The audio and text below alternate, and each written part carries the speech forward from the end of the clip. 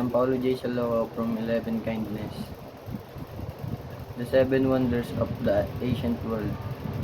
The Seven Wonders of the Ancient World were a collection of remarkable constructions known to travels in the Mediterranean and Near Eastern regions. These wonders are often viewed as symbols of human achievements, though most of them no longer exist today. Number 1. The Great Pyramid of Giza in Egypt.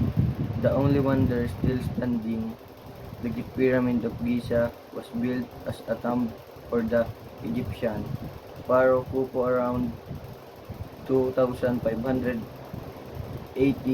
BCE.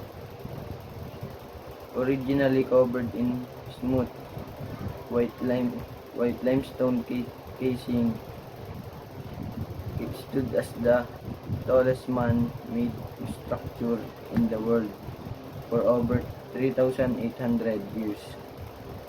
Its sheer size and precision of construction, achieved without modern technology, continue to awe engineers and historians alike. Number 2. The Hanging Gardens of Babylon in Iraq, described as a breathtaking paradise of tiered gardens with flowing water.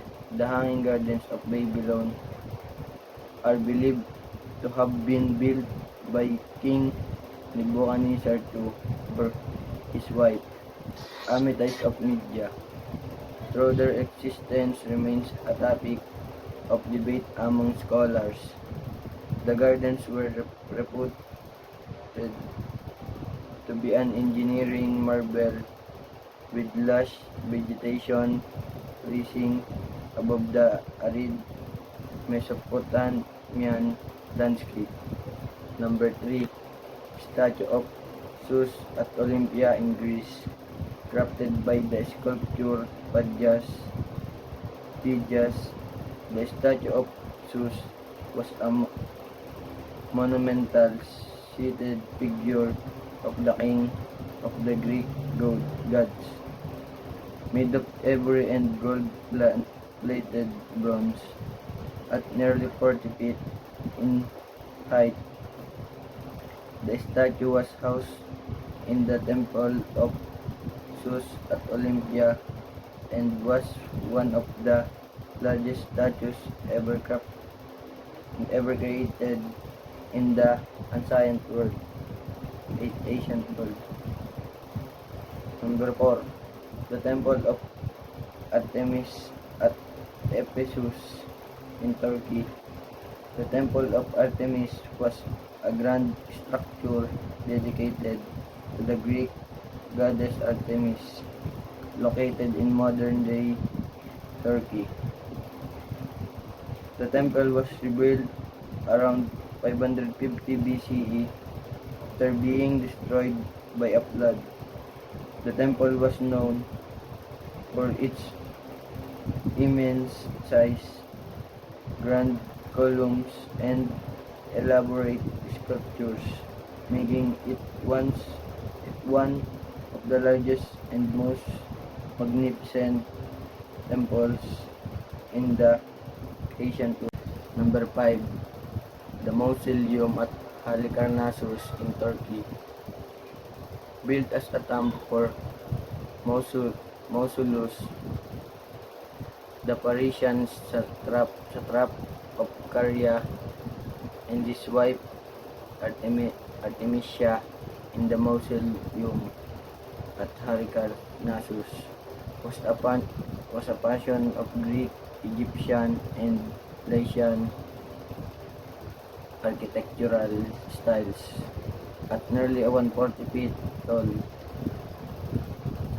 the mausoleum was adorned with stunning sculptures, and its beautiful inspired the term mausoleum for any grand tomb. Number 6. The Colossus of Rhodes in Greece, a giant bronze statue of the sun god Helios, The Colossus of Rhodes stood at the entrance to the harbor of the island of Rhodes, standing over 100 feet tall. It was one of the tallest statues of the ancient world. Although the statue was destroyed by an earthquake in 226 BCE, it became an enduring symbol of power and achievement. Number 7. The Lighthouse of Alexandria in Egypt, also known as the Pharos of Alexandria. This lighthouse stood on the small island of Pharos in Egypt, towering over 330 feet. It was one of the tallest man-made structures of the ancient world. Its purpose was to guide sailors safely into harbor of Alexandria, and its light was visible for many miles. A beacon of hope for mariners.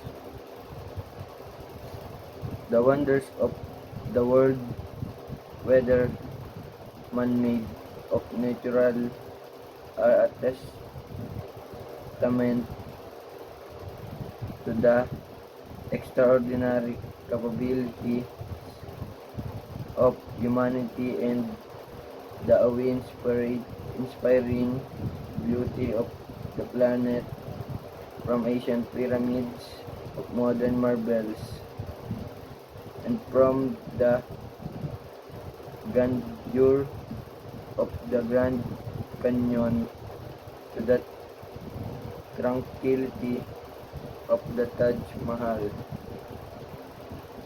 These wonders serve as reminders of what has been accomplished and what still inspires us to dream, create, and explore. As we continue to look towards the future, this wonder will remain lasting symbol of our shared history and the limitless potential of human and natural achievements. Thank you very much.